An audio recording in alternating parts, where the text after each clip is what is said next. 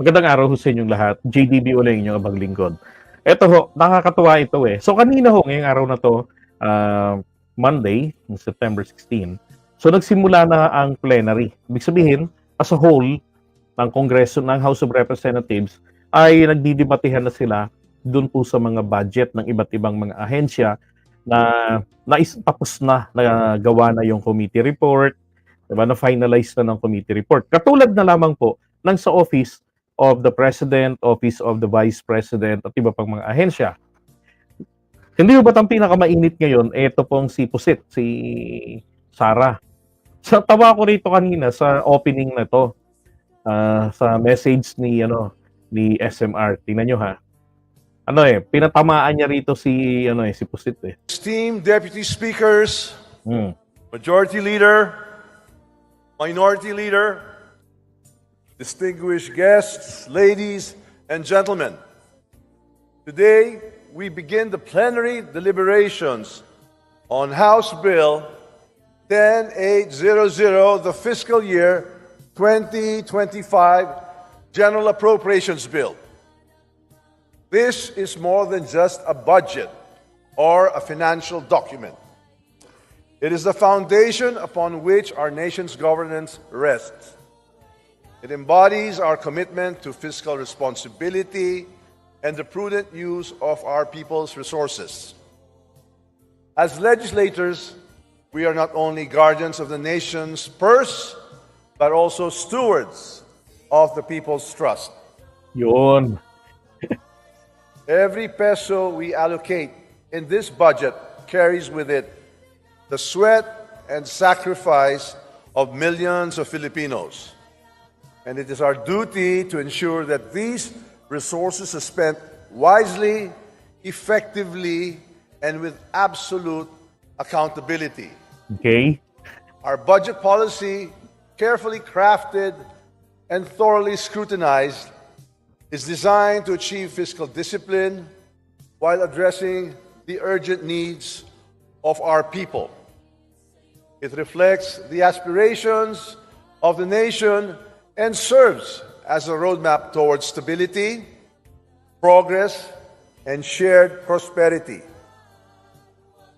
Ang bawat sentimo ng bayan ay sagrado at narito tayong upang tiyakin na ito ay nagagamit para sa tunay na kapakanan ng sambayanan. Correct. Tama. However, we cannot ignore the reality that there are those who seek to undermine our work. Critics. So, sapol dito si Marcoleta, no? At saka sila Ungab, alam ba yun? 3 yata yung mga yun, o 4. Na mga iginiit nila nung nakaraang nagkagulo sa budget hearing. Diba? Nung 9. Para sa Office of the Vice President. Iginiit nila Marcoleta roon na dapat ay pairali nila yung tradisyon na matagal nang ginagawa ng Kongreso. Who speak of accountability while conveniently ignoring their own misuse.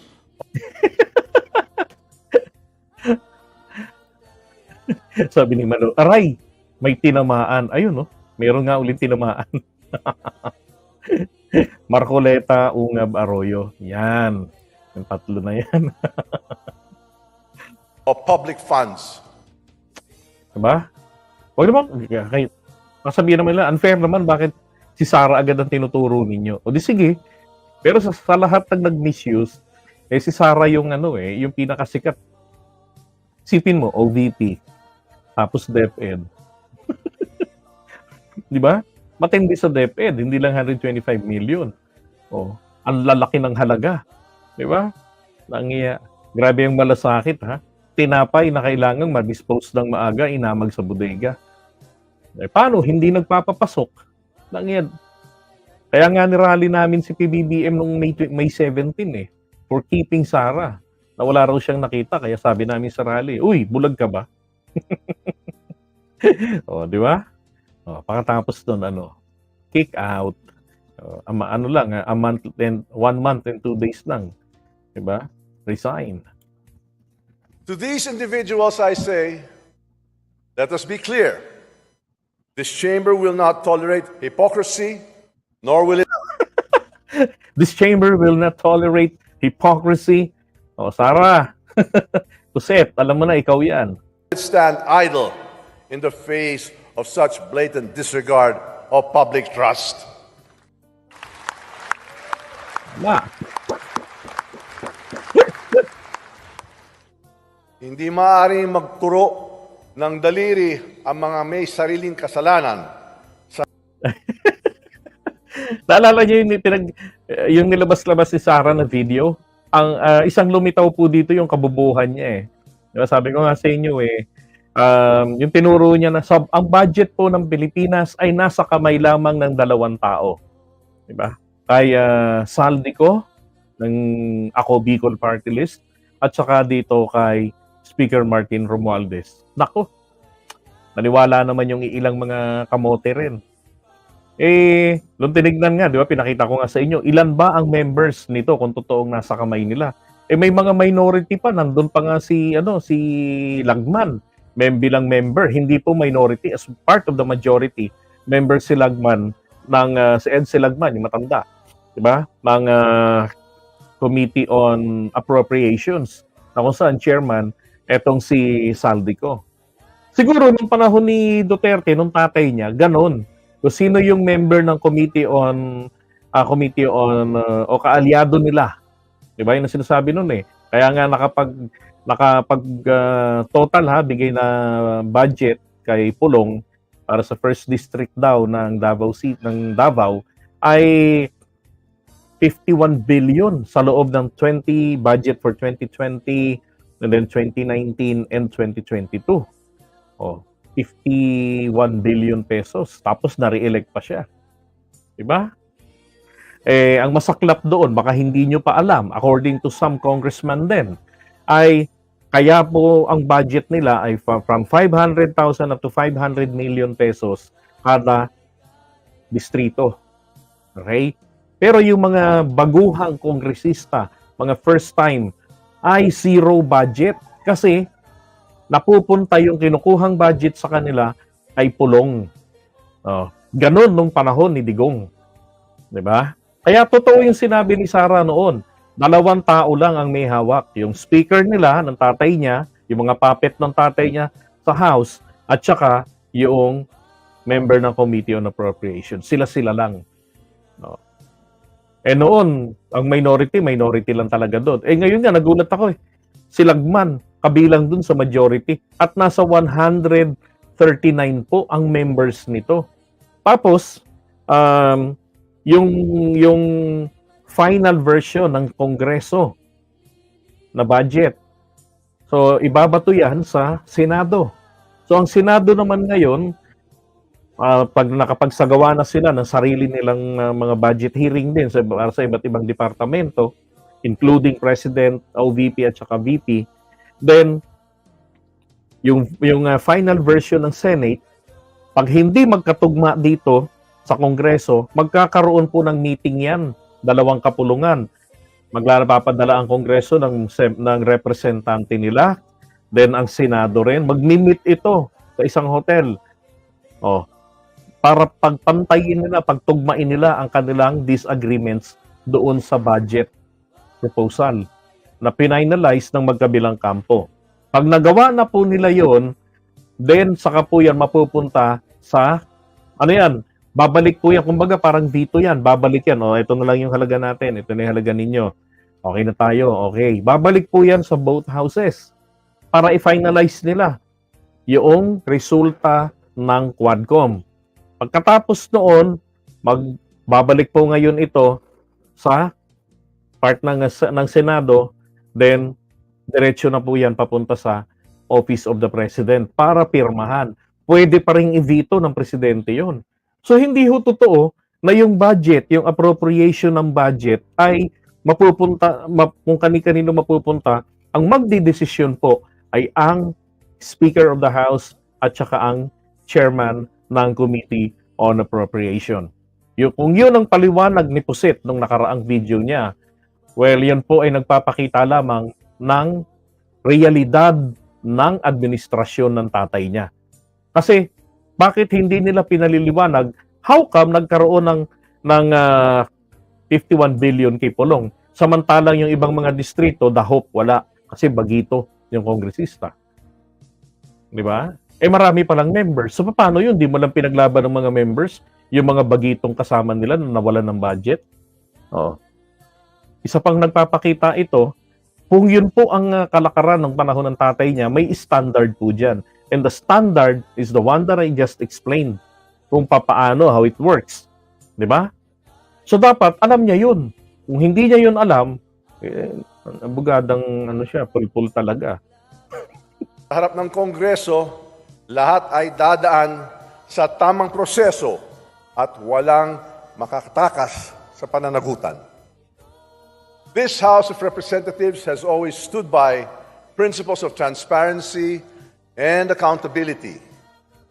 Contrary to what some people may claim, we have worked tirelessly to ensure that every government agency's expenditure is examined with careful scrutiny and that every program funded by the people's money is aligned with the country's priorities. I commend each and every one of you, my esteemed colleagues, for your diligence and commitment to defending the public's coffers. Our priority is the Filipino people, ensuring that public funds are responsibly allocated, well spent, and protected from abuse. Ang pera ng bayan ay hindi para sa sariling pakinabang ng ilan. Tungkulin natin bilang mga kinatawan na tiyakin ng bawat piso ay para sa pag-unlad at kapakanan ng ating kababayan. Grabe, pangalawang palakpakan na naman yan. Let it Okay, merong tanong dito. Sabi niya, Boss JDB, bakit parang violent reaction si Senator Villanueva sa resulta ng OVP? Ito po yung sagot. I hope that suffices your inquiry. known that this House favors no one. We do not bend to pressure or special interests. Instead, we remain vigilant in upholding the principles of good governance and fiscal responsibility.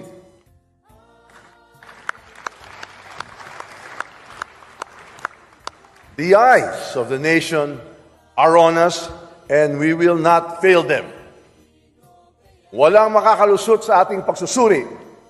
Tayo ang boses at mata ng taumbayan, at sa kanilang pangalan, tayo ang magbabantay laban sa pag-abuso at korupsyon.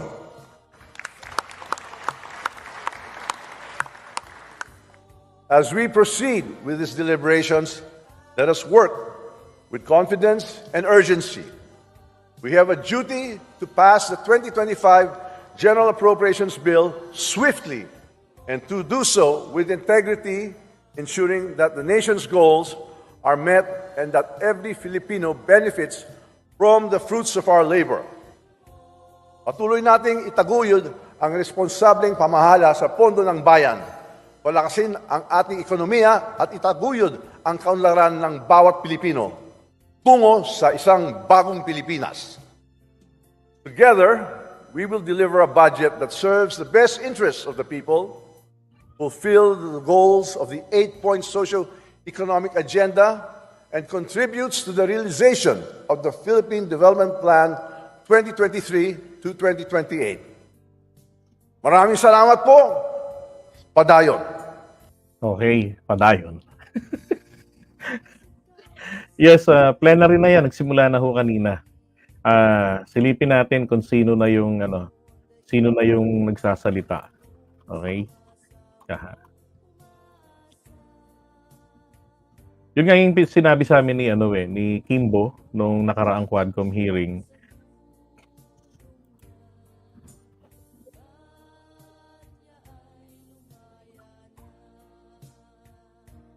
Ito.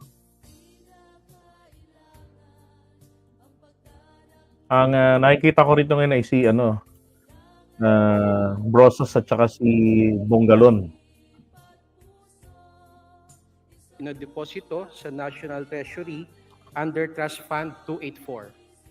Trust Fund 284. So natatanggap ito ng ano? So, Kanino Yung na pera bang? po na yon under Trust Fund ay bumabalik din naman po sa ating mga persons deprived of liberties. Mr. Speaker, kasi we would like to know kung totoo ba na nangyayari ito. Kasi baka nandyan ang National Treasury. I'm sorry. Mr. Speaker, gusto naming malaman sa diretso sa National Treasury kung naibibigay sa kanila. May representative pa, ba hindi dito, pa. Mr. Speaker? Hindi pa ho nasasalang. Hindi pa nasasalang yung budget ni Tia Pusit. Budget yata ito ng hindi nilalagay kasi kung kaninong budget na to. Pero may mga PDL na binanggit, baka ito yung baka sa